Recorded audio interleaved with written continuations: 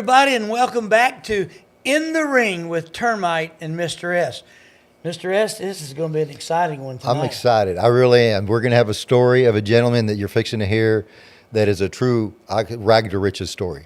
The American dream, family of immigrants, came to this country and is living it, and he's overcome so many different things you're going to love hearing his stories.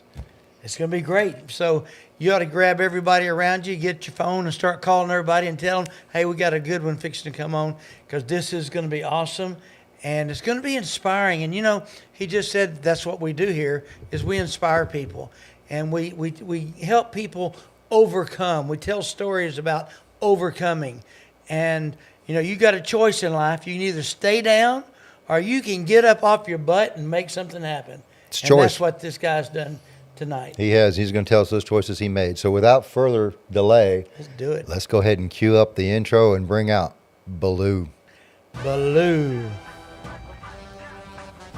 Ladies and gentlemen, welcome to tonight's main event on In the Ring with Termite and Mr. S. In the red corner, a man who started with nothing but his name and turned grit, grind, and hard lessons into an empire of opportunity. From oil fields to construction sites, from boardrooms to entertainment stages, he's living proof that the American dream is still alive. But don't let the suit fool you. This Titan's car collection has more horsepower than a racetrack, and his grill is so bright it could light up all of Houston. He's the rags to riches story with style, the one and only Balu.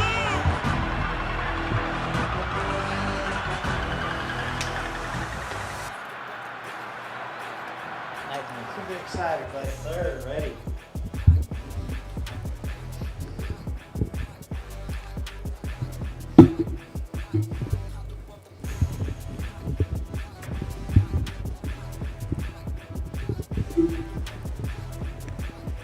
First podcast ever. Balu.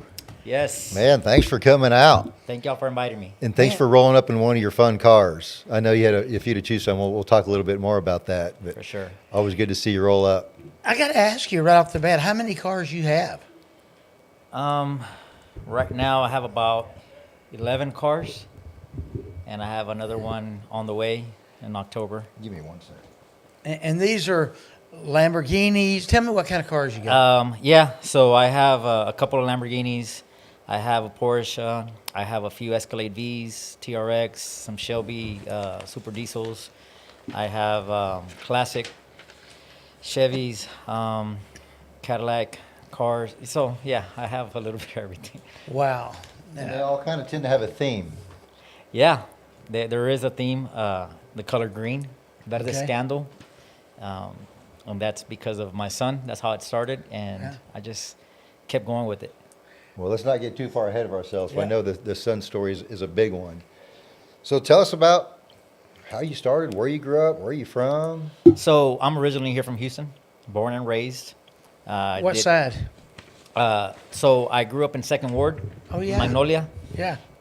And then we went to the Valley, South Texas, for a few years. And when we came back, I ended up living in Southwest, which is the Sharpstown area. Uh-huh. So I went to Sharpstown Middle School and Sharpstown High School.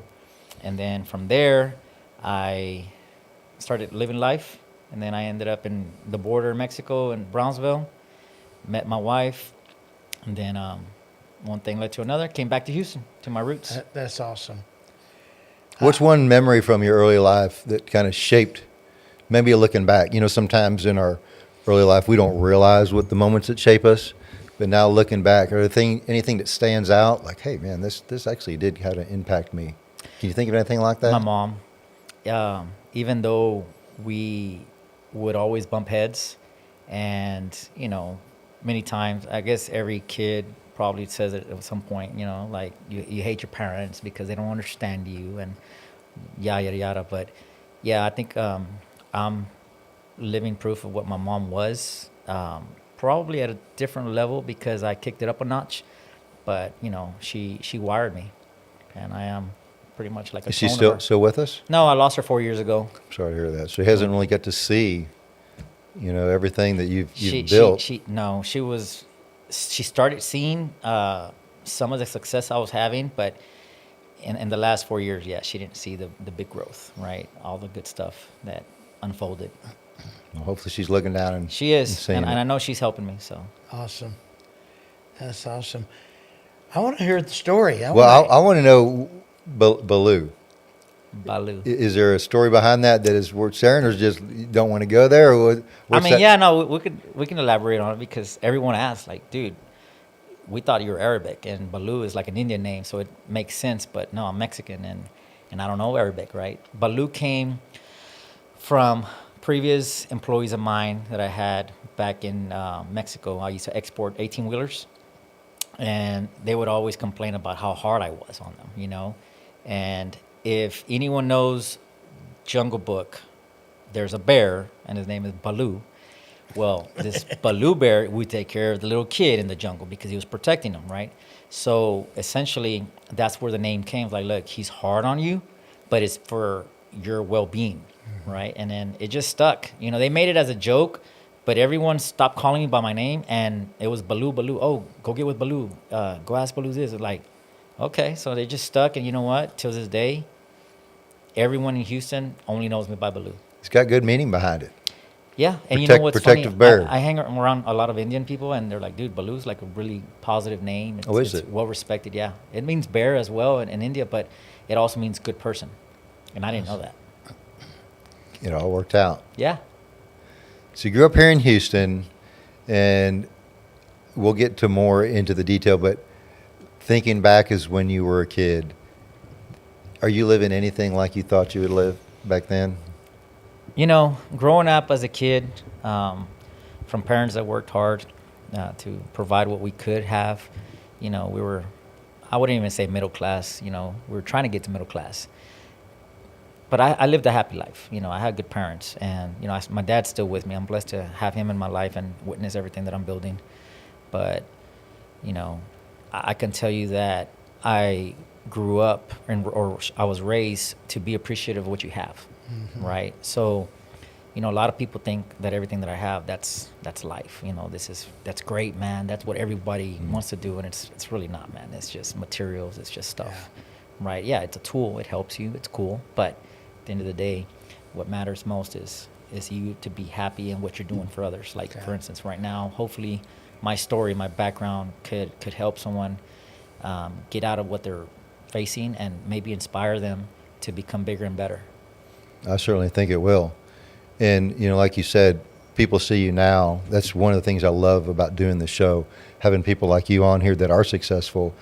And people do make their own judgments. And they'll see you and like, he's lucky. You know, if he had the life I had, you know, or if I had the life he had, I would be there too. He just didn't have it as rough as I had it. And that's why I said I love doing the show, because we're going to unfold some of your stories. Like, it wasn't luck, and you weren't handed these things. But it is, I guess it's easier for people to just make a judgment call. He's lucky, Blue's got the fun cars. Like, you write you off like you just didn't earn it type of thing. And I think that's the stories that I love to dig into. Yeah. So, Blue, how old are you? Guess. Oh, he put you on the spot. 29, Man, you're 30? so close. You're so close. 31, 28? 44. Are you 44? So close. Really? Yeah. You know, we did But thank this. you for the compliment. We did this on the show with Jackie Callan. And a lady, you're not supposed to ask the lady her age, fine, but we did. I was blown away. She's, what, 80 or 79, fixing to be 80. 79, fixed to be 80. And she did not. She did looked not beautiful. and you do not look 44 either. Thank you. So whatever you're doing is working. Fun fact, my dad, he's turning 85 this year. Everyone that is around me, they're like, dude, how old is your dad? I'm telling them, like, no way, we thought he was like 70. So they're always chipping away like at least 15 years. So you got good genes. I hope I Something's continue working. having these genes. Right? Nice. So I'm anxious to know how you got started. Okay, you come up here in Houston, you started working. What was your first job? Okay, so First way of making money. okay. So If it can be told. sure, yeah. I mean, I'm very transparent. Yeah. But when you say your first job, like it was a Houston Chronicle, right? I was a stacker. There you at the go. Houston Chronicle and forklift driver. And this was like when I was 16. But if you're talking about making money, it was in the oil and gas field. I started in the refineries, and I started off as a scaffold builder, moved up to an insulator. Then I met some friends in the inspection field, took some courses, got into that. Then I got into management shortly after. And that's when I started making six figures, which is very good money. And we're going to get down to where I was at one point in time, right? But, you know, I was being very wise with this money because I had no choice. I had some experiences in the past that I said I can't ever repeat that again, right? So, and it has to do with habits. It has to do with your circle and so on and so forth. I don't know what kind of habits you had, but I didn't get a bad habit literally until I was 25, 26. And I had fought for the world championship. I was introduced to something. After that, I had a pocket full of money, running around with a lot of celebrities and stuff. And I started doing things I shouldn't have. That was my habit. And, you know, I'm not, you can tell yours if you want to, or mine. I got involved in things I shouldn't have been. Yeah. If that makes sense. Yeah. For You're sure. being very cryptic, Termite. I don't know if you want. I do, because we don't hold anything back. We're here to help people. Sure. I had been squeaky clean all my life. All I did is fight, you know, from amateur to pro, and then all of a sudden I fight for the world championship. I go through a divorce, and all of a sudden I was introduced to cocaine. And next thing you know, for a 4 or 5 year period, I was just messed up on cocaine all the time. A lot of my friends, you know, they said, "You did that?" I did. I was just a functional addict. And People didn't know. People didn't You know. were able to hide it. I could hide it to most people, but really I just didn't go around a lot of my old friends. I just hated to. And but one day I said enough is enough. And I went cold turkey. I pulled away from it, and I admire everybody that goes and gets help. I probably should have earlier, but I was sick and tired of being sick and tired, and I got away from it, and I gave my heart to Christ. I started living for Christ. Amen. And so that's, you know, that turned my life. All right, you got my curiosity. What was yours? Pretty close. So I'm going to be all over the place because it has to do with the timeline of my life Sure. and experiences, right? But so when I told you I had gone to the valley, south of Texas, border of Mexico, to do a business was exporting 18-wheelers. One of my sister's ex-boyfriends, I don't know, they were 15, very good friend of mine. He always took care of me. He reached out to me. He said, "Hey, man, there's some young guys over here making good business, doing this, doing that. I hate working for them. They suck as leaders. Why don't you come and start a business?" I'm like, "Dude, I got to get some money." So when I went, I started some money. They showed me the ropes on what to look for on the trucks, what engines. And in South Texas, there's a group of people that are in the same business, but they all support each other. They all hang out. And obviously, I wanted to become successful like they were. And I said, well, I got to associate with these people, right? That's the only way. It's like I have to see what they're doing and learn from them, and so on and so forth. But the lifestyle, right, is partying all night, closing the clubs, popping bottles. There was some cocaine involved. There was some weed. I used to smoke weed in middle school and high school. So to me, my quick, like, I'll join y'all with some weed, right? Well, they were at a different level, so they could afford all could these afford all hobbies. that. I call them hobbies. I was barely making it, but because I wanted to be like them, I said, man, I have to be able to match what they're doing, you know? Being an amateur, not understanding that you can't be overspending, over partying, because you're going to be doomed one day. Yeah. And then 2009 was when the market crashed, right? And it affected these sales in Mexico. The pesos went up in price, so that means the dollar wasn't worth. The peso wasn't worth as much, so that means they weren't buying any more trucks. And then that's when I was like, oh crap, like what do I do? So I'm like, hey, dude, what are you doing? Oh, man, it's okay. It happens. So you just got to hang in there. I was like, all right, cool. I'm going to hang in there. But the lifestyle kept going the same. Well, they could afford to go a year, 2 years with the same lifestyle, and it wouldn't hurt them because they were very successful. Versus me, I was barely making it. You know, I had barely hit like 6 figures. But because of the lavish lifestyle that I had, and, you know, I was pretty much wiping through my savings. Just to kind of hang with the crowd. That's to hang with the crowd to the point where I lost it all, and Yeah.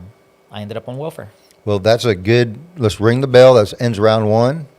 So the round 1 was just getting to know you. Round 2 is your knockdown moment. So this is the Ring Alive. This talks about how you got knocked down, and you could, you know, many people, that's why I love to hear the story, get knocked down like you're fixing to tell us, and they don't get back up. Yeah. So we want to hear your knockdown moment, and then we're going to talk about, obviously, What was how your you did it. lowest of your low when you got knocked down? Lowest, well, pretty much ended up living in a mobile home that was falling apart, living off of welfare. You know, my wife was applying for food stamps. We didn't have gas money. My sister-in-law was essentially loaning us to get by so that I can go apply for a job. Excuse me. And yeah, I mean, I didn't know what was going on. I didn't see it coming. So I hit rock bottom, and I told her, like, hey, if you don't want to be with me, I get it. Like, I lost it all. I should have listened to you. I should have listened to a lot of these people that were throwing flags at me, but I was being stubborn, hard-headed, and, you know, I have to man up to what I did. And she's like, no, it's okay. I know you're smart enough. You're going to get us out of this. So she believed in me, right? More than I believed in myself. And that's so powerful. It is. We need that. She quickly, obviously, you know, I've been raised as a Catholic, you know, I'm baptized and everything, but there comes a point in time where you forget about faith, you forget about God, you just get caught up in the moment with your circles, and then you just kind of leave them in the past. You're surviving. Yeah, people reach out to Christ and God whenever you need them, right? Well, guess what? This is something where I lost it all. Like, what do I have? The only thing I could do is have faith, pray, change my way of thoughts. And she has been a true Catholic, always with the rosary in her hand. And so let's just pray. Let's just pray. It's going to be okay. There's going to be a sign in the future. We just got to stay optimistic.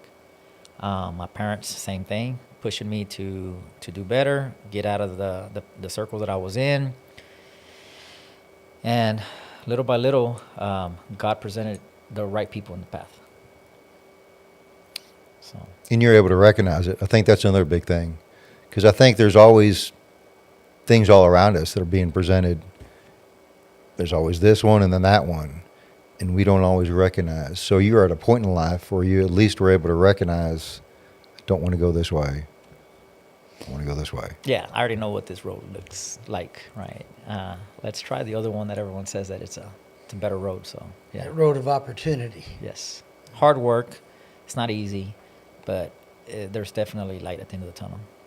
So your faith obviously sounded like it played a major role. Your wife's encouragement. I know you said you had a very supportive mother. So I would just say all these things really kind of just came together. What did you find within you? Like, what did you just find within you? Do you remember like a moment like, I'm going to do this? Was it a moment? Was it slow? Was it that dramatic? How did you finally just say, I'm going to change? So, you know, ever since I was like 5 or 6, I vaguely remember right now, but I was always like a little hustler. I saw it with my parents, right? They would always buy something at the auction and fix it up, sell it. They would buy an older house and then fix it up and rent it. Then they got into jewelry, buying little cheap gold and then selling and making a profit. We would go to garage sales and buy stuff. And then we would make our own garage sales at a different area and resell it. So growing up, I would always help my parents, essentially, you know, boxing things up, plastic, put it in bags, give it to the people that are buying it. So I said, okay, sales is what really gets you that extra dollar. Yeah. Right. And obviously I was doing sales at this point when I lost it all.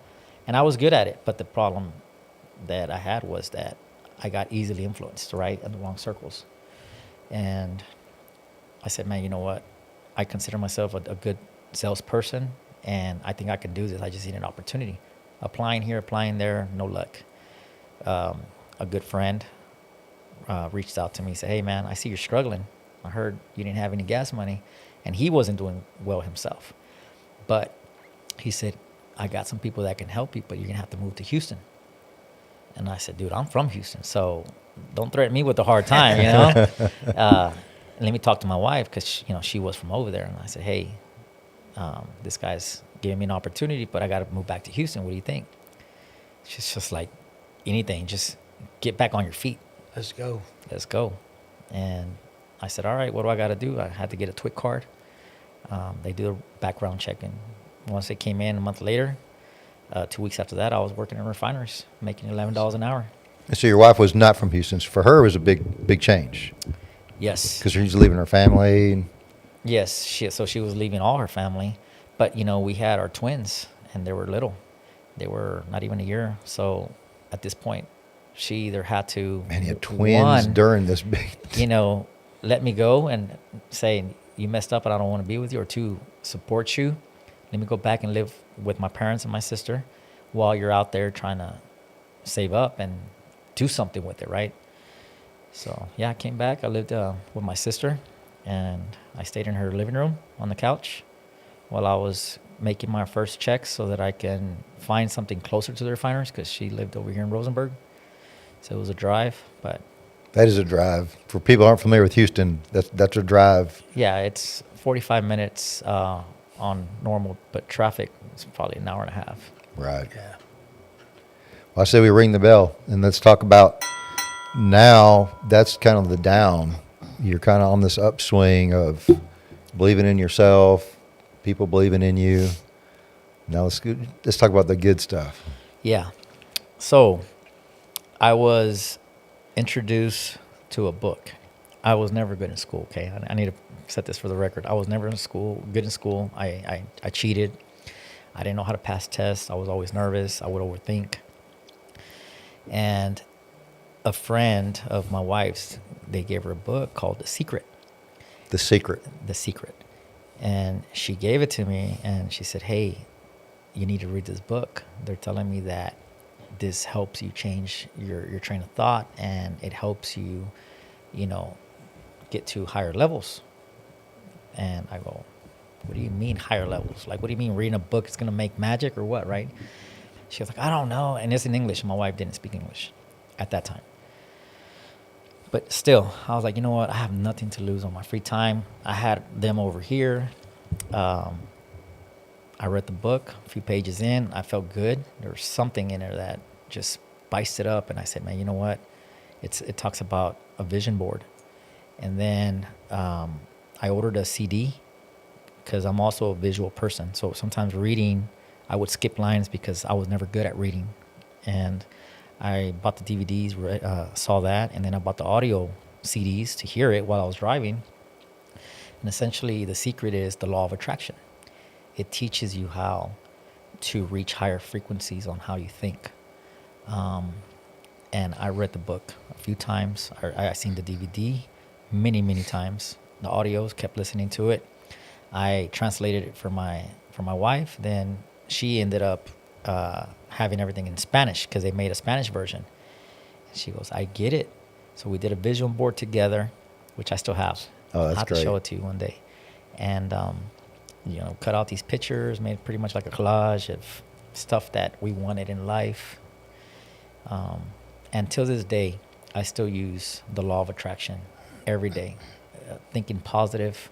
Even when something bad's happening, there's always a positive meaning behind it that you just can't see it. Termite and I were talking about that. Was that this morning? This morning. Just about the positive and how that creates an energy, call it spiritual, but it is definitely real Yes. in terms of attracting. And we have that power within us to choose. It's a choice if we want to be negative or positive.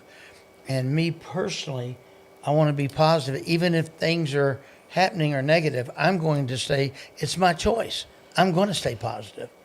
And, you know, I have a bunch of girls. I got 7 girls and a son.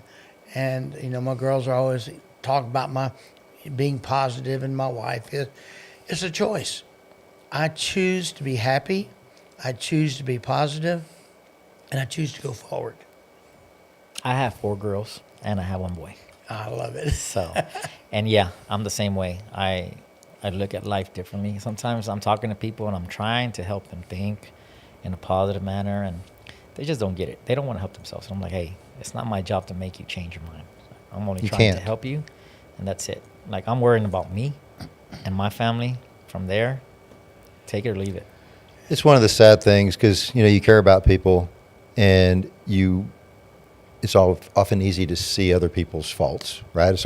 We're always like that. We can see everybody else's issues. We can't see our own, but you can see other people and you want to help them, and you want to help them change their life and help them with this. But then you realize and step back, how hard is it to change yourself? Let alone now you're going to change somebody else. It's not even worth the energy. So I'm learning myself to care about people. I want to help people here. Let me try to encourage you. Let me help you change.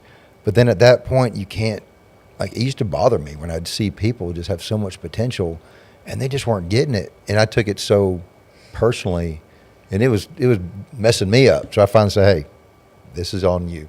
You know, I can't make this change for you. And that's hard to do. You can give them the opportunity, but you can't make them take it. What's that saying?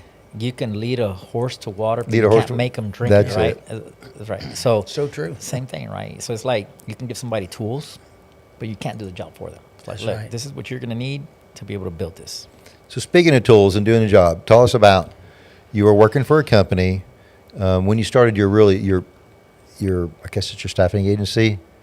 Yeah. You're that's telling me what- that story. Tell us that one. Yeah. So So now you're doing one work in the plants when you start this. Is that correct? yes. Wow. Okay. Yeah. So I'm working for a company doing inspection in plants and so many different places, and then an opportunity at a meeting goes where they needed, you know, employees, and I'm constantly hearing how they're having problems with this contractor. And after a few times that we had that meeting regarding the same issues, I said it as a joke. I said, man, I wish I had this company and, you know, as easy as they have it. And they said, dude, if you had a company, we'd just give you the work because we like you. We like how you work and you're responsive, you know, you take everything serious. And I was like, really? Are you talking serious? Like, yeah, I'm being serious. Like, go create a company and try to find funding. And I did. I started with a few people and built a name for myself. The next thing you know, I grew this, and across the companies I have probably like over 450 employees. Oh, wow. Yeah. And so you started blue collar, Yeah. did not like school. You know, you No. didn't go to business. No, You just learned for the school of hard knocks, and you Yes. started to piece these things together. Right. Yeah, I mean, obviously I had the background because of my mom being an entrepreneur, right, a hustler. So I was wired like her, but still, there's not like a blueprint. I didn't have a blueprint. The only thing I had was street smarts, and, you know, talking to people, networking, and asking a lot of questions. To this day, I still do that, right? It's inquisitive. Obviously, I seek higher, you know, level elite people that, you know, I'm inspired by, that mentor me. And then, of course, I pass the knowledge down. Now, the people that know you, that follow you, know that you have some fun toys. Yeah. And I love the story on how the first fun toy, and I think it's, you know, we try to do a linear thing on the show or your backstory, then you got knocked down. But I think this fun toy story kind of goes into another knockdown moment. Yeah. But I'll let you go ahead and tell that. Yeah, so, you know, going back to the law of attraction, right? I told y'all we did this vision board. And I should have brought it. I didn't know we were going to be talking about this, but I'll end up showing it to y'all on part 2. There you go. Love it. And, you know, we started putting up everything we wanted. My wife, you know, she wanted more kids. because we were having a hard time getting her pregnant. So in there we put a baby boy, and then because we were seeking a lot of medical attention because we didn't know if it was me, if it was her, why was she really wasn't getting pregnant. We were trying to get, more babies or whatever. We put the medical symbol, and then because we're both Catholics and we believe in faith, we put some praying hands on there, just like always praying, thinking positive, having faith. So my son, he's 5.5. 2.5 years ago, he got diagnosed with cancer, stage 4. Wow. And this is one of the boys that you're believing for the miracle to have another Yes. child. Yeah. So you have your miracle child, and then now you my find out he's Yeah. diagnosed with cancer. Yeah. Wow. We didn't know what was going on. He started off with constipation. Then he started complaining about pains in his hamstring, and then pains in his chest in the middle of the night, crying. So here they didn't know what was going on. We took him to Mexico, get him checked. He was anemic. Then they scanned him. Then they found a tumor. Then we brought that over here to Texas Children's. Like, man, what's going on? We've been telling y'all he's having issues for months now. Y'all are just not listening to us. They're like, well, let's see. And they studied it. Like, well, we have to be able to go in there and get a sample. And they did, and it was cancerous. And then finally they ran full studies on him, and they're like, he's stage 4. It's just high risk. It's 50-50. We don't know what's going to happen. And I'm livid, right? Because for months we had been trying to seek medical attention because we didn't know what was going on. But at the end of the day, everyone that knew me said, Balu, you're the positive guy. You're the one that's always embedding positivity into everyone. Like, where is it? Why are you being negative? Why are you hating the world? Like, reach out to God. Talk to him. Be positive. This is just, what is the saying? That God puts the hardest battles on his toughest warriors. That's right. And, obviously to some extent, you're like, yeah, you're right. Let me do it. But, once you start hearing all these medical terms and what he has to go through, and he's crying, I just want to be home. And it's like, I was losing it. Yeah. But after going into the restroom, punching the wall as hard as I could a few times, crying all my tears out, I said, man, you know what? No, I'm not going to let this get the best out of me. I got to change my way of thinking, just like I did before, and it's been working. And I did. And I told him, I said, hey, you're going to do this medicine, you're going to be okay. They're going to scan you, they're going to put you to sleep. I want you to say, I'm clear, I'm clean, I don't have anything. Got it. I told her. You got him Pray, speaking. He's clean. Speak into existence. Speak it. Speaking right. into existence. That's powerful. And, asking God, send me this miracle. Talking to the universe. I demand this miracle. Praying to my mom. I said, Mom, you're up there. Do some magic for me. Move some things around. And, thanks to God and the universe and everyone that prayed hard, in October of 2024, we rang the bell. Wow. So he's full remission. He's living a normal kid's life. How old is he now? He's 8. He's 8. Wow. Yeah. God is good. Yeah, God is good all the time. Well, then go back to, so before you knew he was going to be well, Oh, that's right. you thought that this was your miracle child, and you're mad at God. I could understand. He finally gives you the gift, and then now you're going to take it away from me. And you thought you didn't know how long he was going to be with you. Right. And that started the whole, The green. the cars. Yeah. So obviously I was already successful. I knew that I was a millionaire, and I said, man, you know what? But you didn't have you weren't that flashy at that point. You No, didn't have, I wasn't, because I was reinvesting into you were just nose to the companies. grind. You were just working. working. So you made your first million through the industry, industrial, Yeah, and the oil and the gas. chemical Yep, plants, oil that's and gas. right. Okay. Yes, sir. And then with him, in order to keep him, positive and fighting, every kid wants candy and toys, right? So it's almost like you incentivize, like, hey, you got to drink this medicine. You want that toy, you got to do this, you got to do that, which is radiations, the chemos, and so on and so forth. And that's pretty much what I was doing. I was dangling that carrot, right? And he's a little rabbit just chasing that carrot. So buying him this, buying him that. Then he asked me for a Lamborghini, bought him a little toy Lamborghini, which is the color of my shoelaces, is neon green, called it a Scandal. He had that for a little bit. And then one Little, day, like little Power Wheels. yeah, Power Wheels. Yeah, Yeah, yeah. that's essentially what it is. And then one day he said, "Dad, how much money do we have?" And I was thrown off. I'm like, "Why? Like, why are you asking how much money? Like, what do you want, right?" Because usually when they ask for money, they're just curious. Maybe it's like a more expensive toy. I don't know. He's like, "No, I'm just curious. Like, are we rich?" And I mean, this boy watches YouTube. He watches all these videos, social media influencers, Mr. Beast, and all this, right? So I'm like, here we go. Now he's going to compare me to one of these big timers, right? And I said, no, we're not rich, but we have enough money. Like, what do you want now? He's like, no, I'm just wondering, like, if we wanted to, could you afford a Lambo? Like, could we have one if we wanted to? And I'm like, yeah, we could have a Lambo. And he's like, remember you said you would buy me anything so that I can keep fighting for my life? And and I go, He's yeah. becoming a salesman. Gets it from daddy and grandma, right? So when he asked me for that, man, it hit me deep, right? Because I'm like, holy cow, that's not your average $100 toy. Talked to wife, and I said, what do you think? She's like, no, he's crazy. How are you just going to go spend all this money on his car? And then I talked to my friend, which, you know, I was inspired by him, which is my business partner in many companies now. He had that same car that he wanted. It was a neon green STO Lamborghini. So I told him essentially what Romeo asked me for, and he's like, bro, just buy it. I'm like, why are you, like, you can afford it, why don't you just buy it? I'm like, dude, I've never bought in a car like this. I don't know how to start. Like, are they even going to talk to me at Lamborghini? Like, do they talk to normal people? You know? And he's like, yeah, dude, I know a general manager there. Like, I've been buying cars like for 10 years. It's like, I'm going to plug you up. It's like, okay, let's start looking for a car.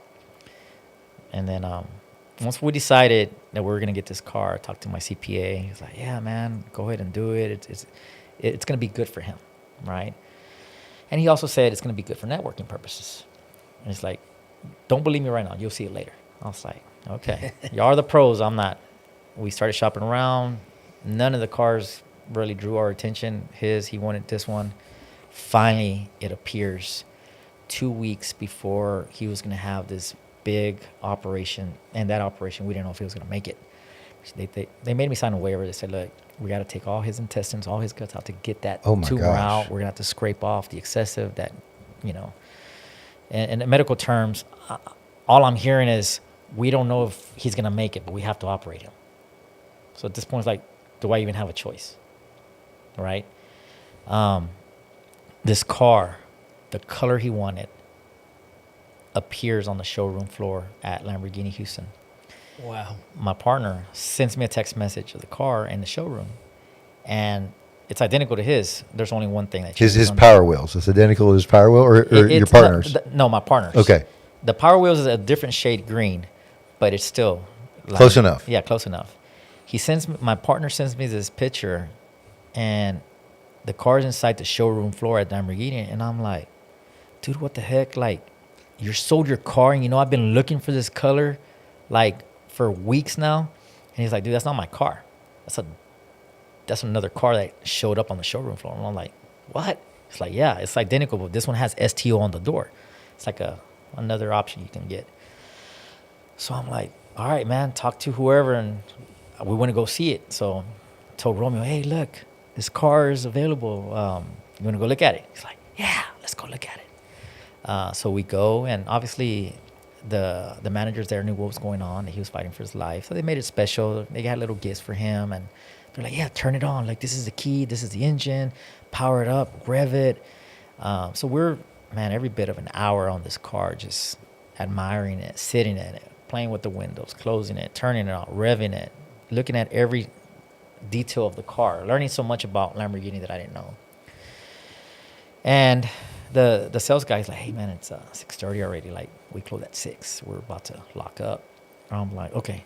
Hey, Romeo, dude, come on, let's go, because they're about to close. He's like, all right, when are we going to pick it up? So I'm like, oh, we just came to look at it. Because honestly, me and my wife thought maybe it was just a fever of getting the feel of a car, sitting in it. But no, like, he wanted the car. He goes, can we at least take the keys? And I'm like, no, we're going to have to come back. So at that point, I'm like, okay, this is going to happen. Told the manager, I was like, hey, let me get a hold of my CPA. Let me figure out how we're going to do this. I've never financed a car more than $70,000. So I don't know how this is going to work. This was like $400 and something thousand car. My CPA didn't answer. He happened to be on vacation that weekend. My partner, he's also a tax consultant. On the surface, he was like, look, dude, this is pretty much what you're making. This is like, you can probably leave a good down payment or whatever. Then they said, oh, well, you don't, your credit, you never bought in a car this much. You probably have to put this much down. I was stressing because they were telling me that someone else wanted this car too. Like VIP clients of Lamborghini were already looking at the car, wanted it, but they were somewhat holding it because they knew it was for a special case. Well, I said, you know what? I don't care. I'm going to wire you this money. How much is the drive out? And it's mine. The guy's like, Bold move. you're going to pay it off? I'm like, I'm going to pay it off. They're like, okay, let me go talk to my finance guy, let him know that we're not financing and we're just going to pay it off. So, yeah, I talked to my bank rep. I said, hey, I'm going to buy this $500,000 car and got to wire it. They're like, oh, it's going to take a few days. I'm like, that's fine. Manager's like, yeah, it's yours. Put it sold. And we're like, let's do a review on it. Let's make it special. Bought him his first Lamborghini. And that's what put me on the map in this exotic car community. Yeah, because you're definitely on the map. Now you have several.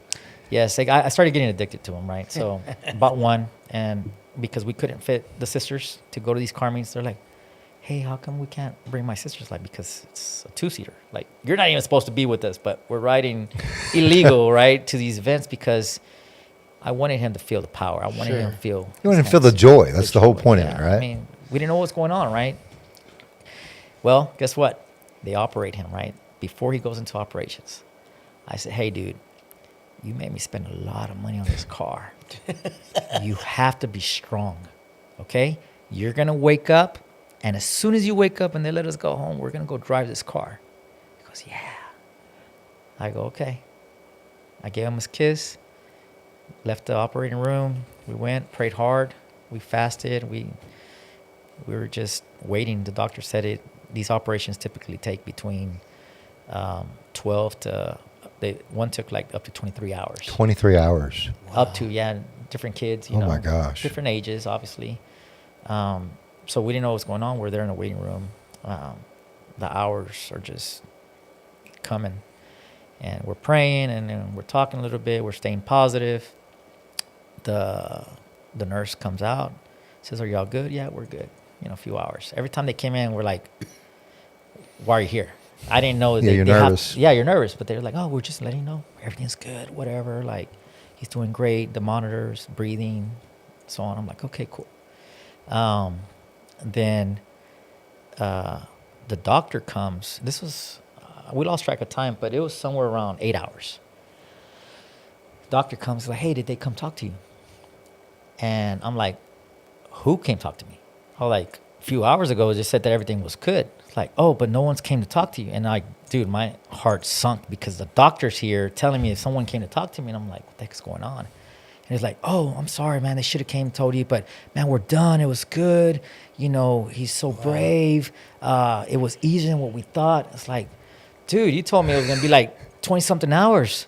You know? It's like, yeah, I mean, it's just it could. Worst case scenario. But, nah, he's a champ. God is good. God is good. Yeah. So, you know, right away he started calling everybody. Hey, he made this operation. He's good. He's going to wake up. You know, we still got to go through treatments. But they got the tumor out. His vitals, everything's sustained well. That's amazing. That's incredible. So how old was he at this time? 4? He was, no. So he was five and a half. 5.5. Yeah. And today he's 8. Yes. Praise God. Yes. So he kickstarted the whole empire, and I'm sure you have no regrets. None. You know, in the oil and gas industry, they all found out what was going on. A lot of people knew me in the oil and gas, and they said, hey, man, prayers to you and your family. Let us know if you need anything. They actually made a GoFundMe, whatever it's called, for some money. And I was like, no, I don't want that. I don't need it. Like, give it to other kids that actually need it, right? I'm good. Thanks to God, I'm doing well. They're like, dude, we know, like, you don't need this money, but please, like, everyone wants to help. I don't know how many people helped. It's thousands of dollars what they racked up. That is something, I think, in the human spirit. It is better to give than receive. And I struggle with this. I know you struggle with this, Termite. You struggle receiving big time. It's hard to accept things. You know, obviously you're a man of means. You don't need it. But there is something that people get from giving to you. You know, they feel like they're contributing. And to deny them that, you know, who are we to do that? But it's tough to do. So I'm glad you were able to receive that, because other people got to be blessed because they were able to give. I can tell you that Romeo spent every dollar of it on random stuff, right? So I took a break of swiping my card for his things. But yeah, you know, obviously I'm blessed to have good people in my corner cheering for us, inspiring hope. And, you know. That's an incredible story. And it's just kind of the beginning, it sounds like. It is. I think, honestly, I feel like I haven't even scratched the surface in my entrepreneurship. Yeah. I'm blessed to where I'm at, but I feel like there's just so much more. Well, let's ring the bell and go to that next section of now what. So you've come through that. I would call those 2 knockdown moments. And obviously you're growing. What are some of the things that you're, I guess, trying to do now? What's the future look like? Whatever your characters, you might have some secret things you don't want to reveal. What can you talk about? What projects you got on the horizon? No, so those that know me and those that don't know me are going to know me.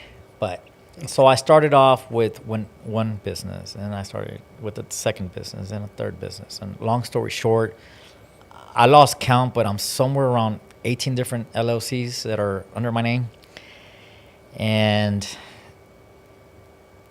a lot of this I built while I was in the hospital with Romeo fighting, because we're living there weeks at a time. Weeks at a time. Weeks at a time. You're in a little, it's like a little studio, right? There's a bed, there's a sofa, there's a TV, there's a sink or restroom. That's it. And like, it's like a jail cell almost, you know? I don't know. I've never visited one, but they're small. You can only do so much. You can only do so much internet swiping. Talk to Romeo. He gets bored. He's doing his own thing. So I started entertaining conversations. Everyone wanted to become my partner. Like, dude, everything you're doing for your kid, oh my God, like, you're such a great person. Your story, your success, where you came from, where you're at, like, I want to become your business partner. And it's like, okay, so I started interviewing people, and then I had other people that didn't want to be my business partner, but wanted to give me business because they felt like that was a way of helping Romeo, you know, for all the splurging that I was doing. So like I said earlier, you know, I thanks to God for all the people that he's put in my path and to this day. But with that said, you know, I also realized that I was inspiring a lot of people too, that weren't reaching out to me for a favor or need, but simply they just needed to hear that someone can lose it all and can get back on their feet and become bigger and better, you know. But it's like, I tell them I didn't do this by myself. I had a team of people that were backing me, and I had God in my life, and I had to change the way I was thinking. Right, your train of thought, and believing in manifesting and positive energies, like we're talking about, faith. All those are big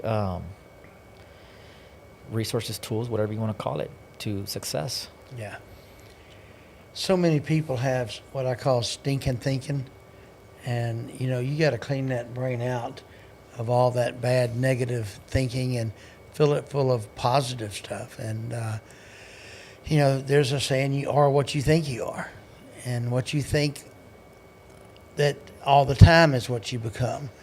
And there's so much power in that. You know, and if you're a negative person, and you know, quit being negative. Start having good thinking. Think positive stuff. It's just as easy to think of something positive as it is something negative.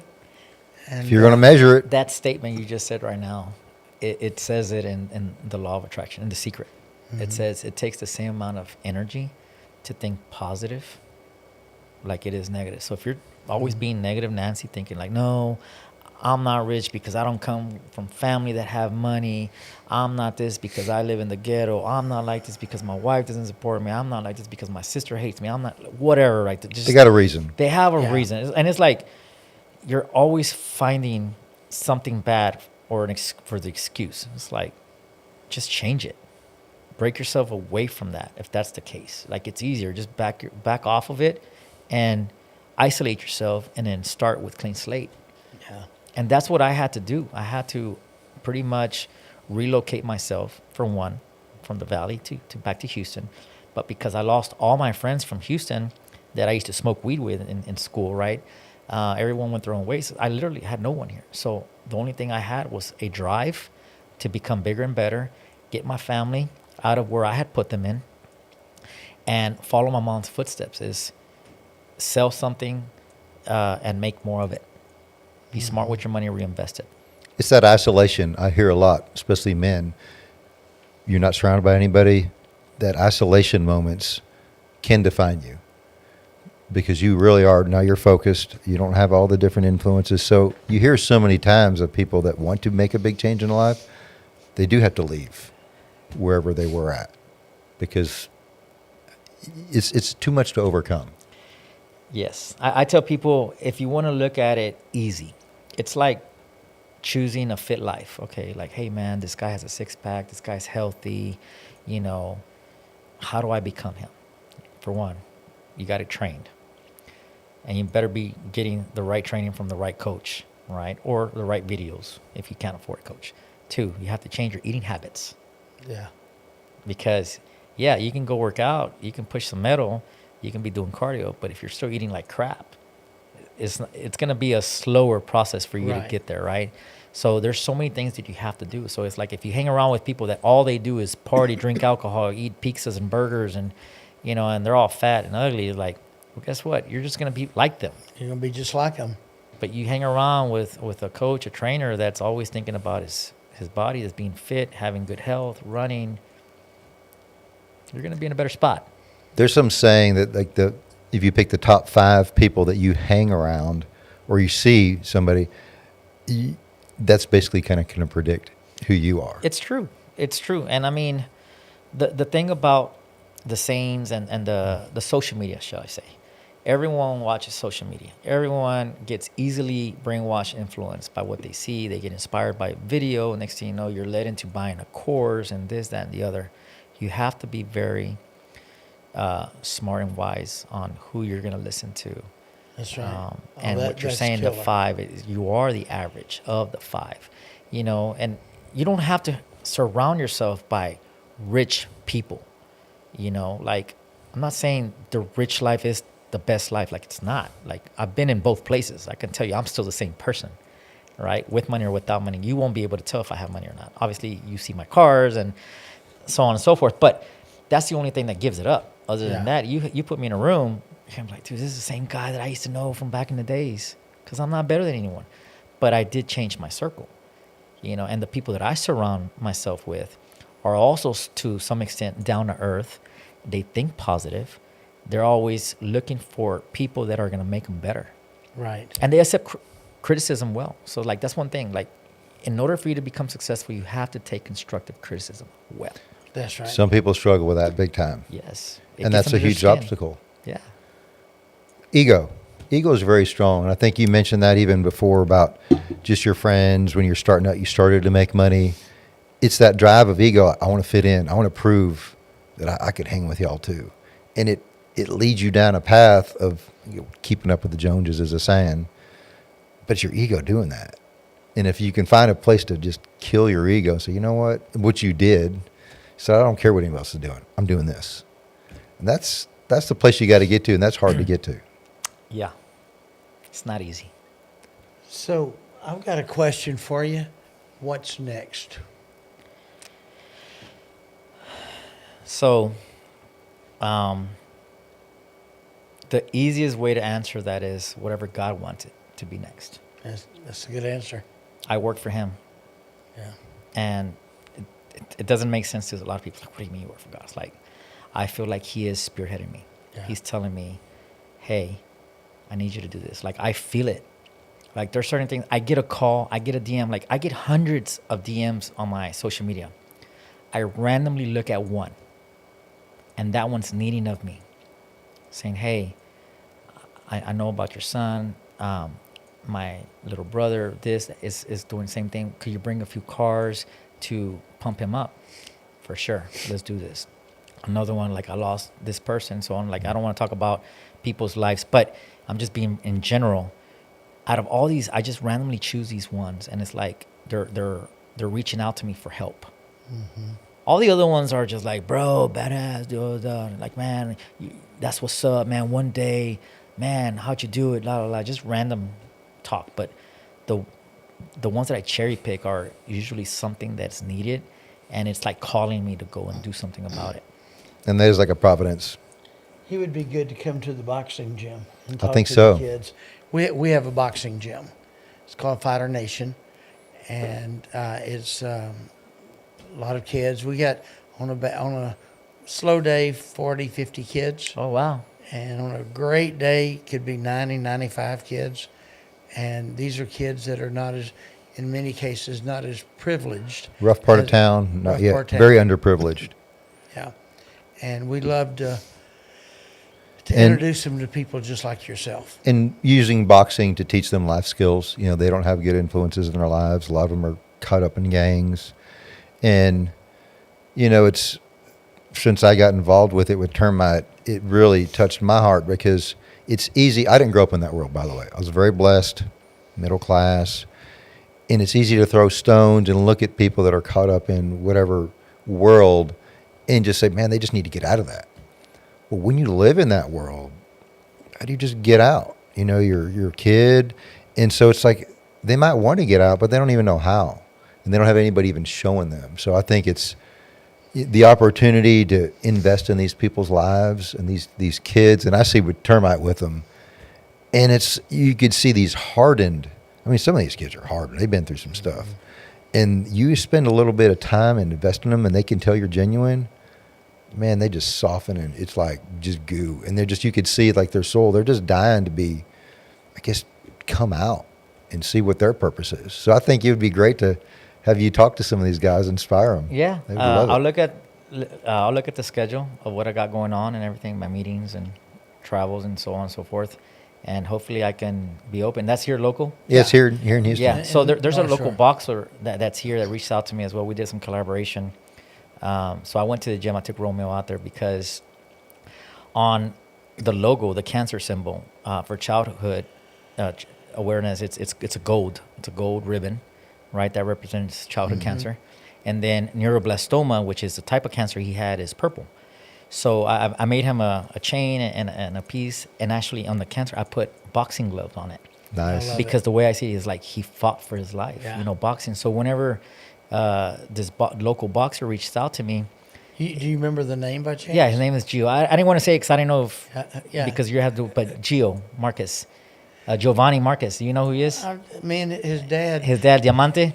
Yes, Raul. Yeah, Raul, yep. And he came up behind me, Uh-huh. and we're still friends to this day. Wow. Okay. And, yeah. I didn't want to step on your toes. That's why I didn't want Yeah. to say it. But It's small world, if it's a we're- family. Yeah. So he reached out. He's like, "Hey, man, I would love." So I took my whole collection because all my cars are Better Scandal, right? That bright green. And then I went out there. We did some content videos, and now he has another fight that he's also reaching out to Yeah. me.